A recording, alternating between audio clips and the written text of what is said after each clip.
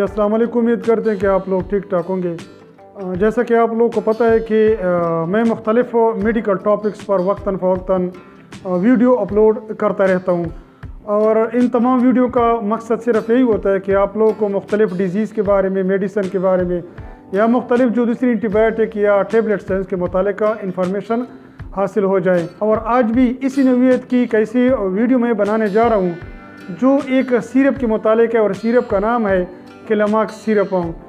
जैसा कि आप लोगों को पता है कि जो ही सर्दी का मौसम शुरू होता है तो बच्चों में नज़ला, ज़ुकाम, खांसी और इस तरह जो रेस्पिरेटरी ट्रैक्ट के इन्फेक्शन होते हैं ना वो अपीयर शुरू होते हैं।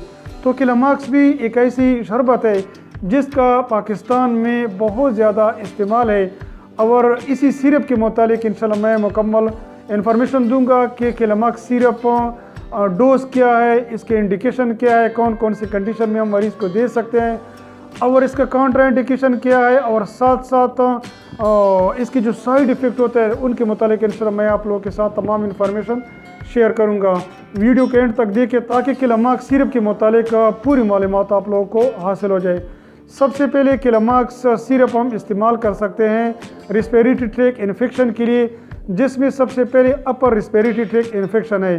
यानी अगर किसी बच्चे को टॉन्सिलाइटिस का मसला है, उसके टॉन्सल बड़े हो गए हैं, उसको तकलीफ़ है, दर्द हो रही है, बुखार हो रहा है टॉन्सल की वजह से, तो उस इन्फेक्शन को ख़त्म करने के लिए हम जो है ना सिरप इस्तेमाल करवा सकते हैं।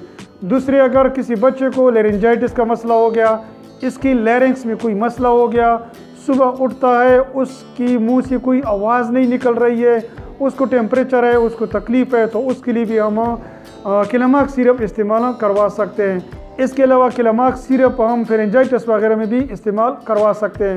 इसके साथ साथ लोअर रेस्पिरेटरी ट्रैक्ट इन्फेक्शन में भी हम क्लेमाक्स इस्तेमाल करवा सकते हैं। जैसा कि अगर किसी बच्चे को ब्रोंकाइटिस है, यानी बच्चे को बुखार के साथ साथ खांसी भी आ रही है, नज़ला भी है, ज़ुकाम भी है, तो इसमें भी हम बच्चों को क्लेमाक्स सिरप इस्तेमाल करवा सकते हैं। और इसी के साथ साथ निमोनिया में भी हम क्लेमाक्स सिरप बच्चों को इस्तेमाल करवा सकते हैं। और इसके साथ साथ अगर किसी बच्चे को साइनोसाइटिस का मसला हो गया जिसमें मरीज़ को टेम्परेचर बुखार के साथ साथ उसके सर में भी दर्द होती है, उसका नज़ला भी बंद होता है, उसको शदीद तकलीफ़ होती है, तो इस कंडीशन में भी हम क्लेमाक्स सिरप इस्तेमाल करवा सकते हैं। इसके अलावा अगर किसी बच्चे का दांत निकलवाया जाता है तो दांत निकलवाने के बाद चूँकि इसमें इन्फेक्शन के चांसेस होते हैं, उसमें ज़ख़म के चांसेस होते हैं, तो इस ज़ख़म को ख़त्म करने के लिए भी आप लोग क्लेमाक्स की सिरप इस्तेमाल कर सकते हैं। इसी तरह अगर किसी बच्चे को इंटरनल या एक्सटर्नल, अगर किसी बच्चे के इंटरनल या एक्सटर्नल कान में यानी कान में इन्फेक्शन है तो इस इन्फेक्शन को ख़त्म करने के लिए भी आप लोग बच्चों को क्लेमाक्स की सिरप इस्तेमाल करवा सकते हैं। और इसी के साथ साथ स्किन इन्फेक्शन में भी इस्तेमाल करवा सकते हैं। अब आ जाते हैं कि क्लेमाक्स सिरप के डोज क्या हैं। जिन बच्चों की उम्र 1 से लेकर 5 साल तक होती है उसको हम क्लेमाक्स की सिरप दिन में 3 दफ़ा आधे चम्मच दे सकते हैं।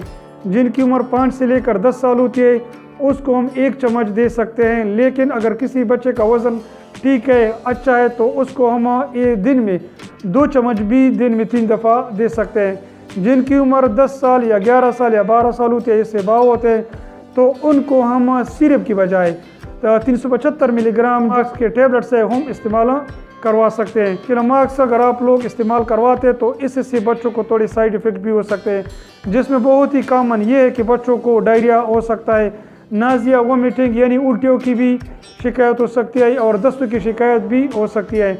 ये तो बहुत कॉमन होता है क्लेमाक्स वगैरह के इस्तेमाल करवाने से। और साथ साथ जो बहुत रेयर होता है, एब्डोमिनल पेन भी हो सकता है, मैदे में दर्द भी हो सकती है और साथ साथ ड्राई माउथ भी हो सकती है। ये बहुत कम बच्चों में इस किस्म की शिकायत होती रहती है।